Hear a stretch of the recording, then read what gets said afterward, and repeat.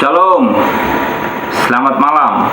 Jumpa lagi bersama saya Yohanes Loseda Silva, masih dalam seputaran edukasi. Pada kesempatan ini saya mau menjelaskan salah satu cabang dari linguistik, yakni morfologi. Morfologi adalah salah satu mata kuliah yang akan dipelajari oleh adik-adik mahasiswa di salah satu program studi, yakni program studi pendidikan bahasa dan sastra Indonesia. Adik-adik wajib untuk mempelajari ilmu ini, sebab ilmu ini sangat penting. Morfologi secara harafiah, yakni ilmu yang mempelajari tentang seluk-beluk kata atau bentuk-bentuk kata yang mengalami perubahan akibat adanya afiksasi. Perlu adik-adik ketahui bahwa kata-kata sebelum mengalami perubahan, yakni afiksasi atau pengimbuhan, pada umumnya kata-kata itu terdiri dari dikategorikan berdasarkan kata dasar, kata sifat, kata benda, kata bilangan. Masih utuh, belum mengalami perubahan. Perubahan dialami karena afiksasi. Yang pertama, afiksasi itu terdiri dari awalan atau prefiks, akhiran atau sufiks, awalan dan akhiran yang artinya konfiks, sisipan yang artinya infiks. Lalu ada yang berikut lagi, yaitu reduplikasi atau pengulangan, baik pengulangan secara utuh atau pengulangan berubah bunyi. Yang berikut lagi majemuk. Yang berikut lagi preposisi atau kata depan. Selanjutnya kata bilangan atau nominal, kata penunjuk, kata ganti tanya, kata ganti orang. Jadi kata-kata ini yang mengakibatkan kategori-kategori yang saya sebutkan tadi itu mengalami perubahan atau maknanya berubah atau menambah makna yang baru.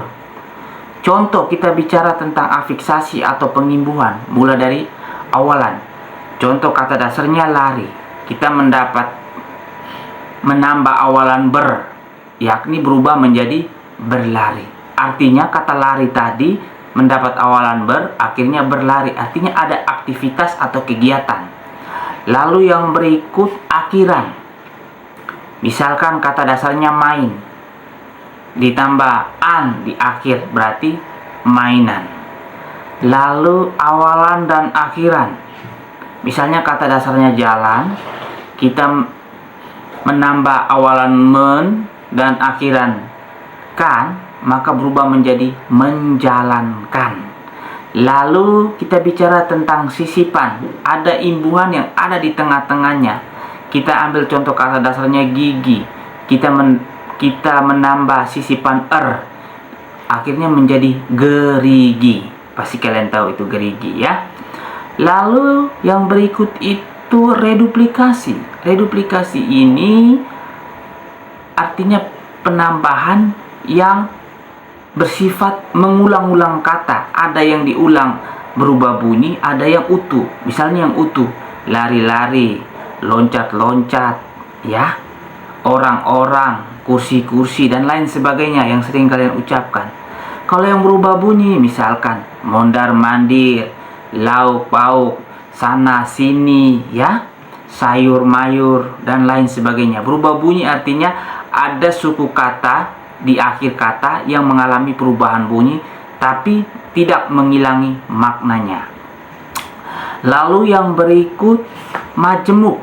Majemuk ini penggabungan dua kata yang mengalami makna yang baru, artinya memperoleh makna yang baru.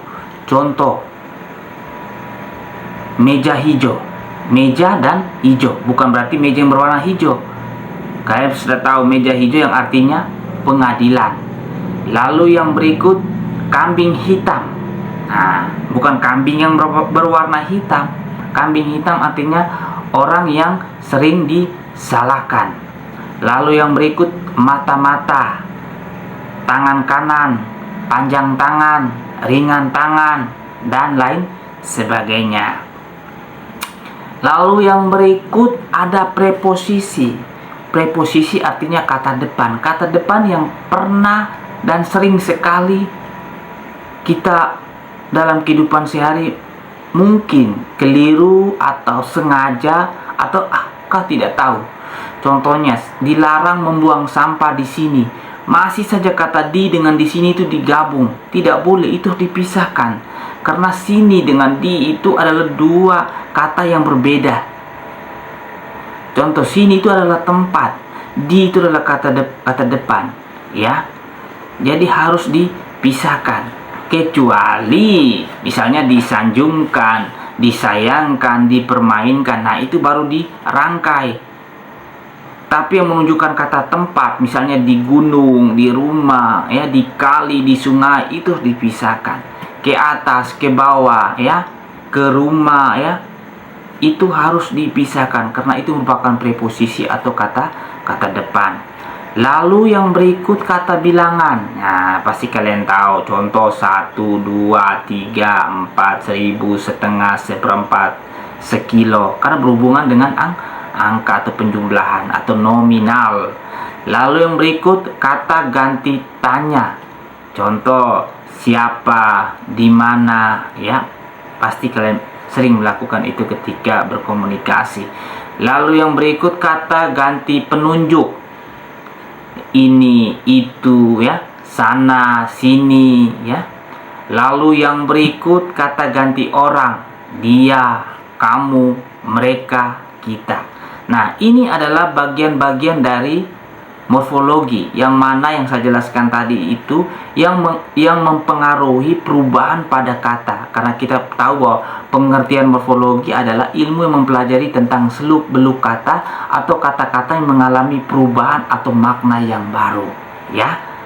Jadi adik-adik mahasiswa tidak akan bisa menghindari mata kuliah ini, tapi dengan apa yang saya sampaikan bisa kalian mengerti dan punya gambaran dan bisa bermanfaat.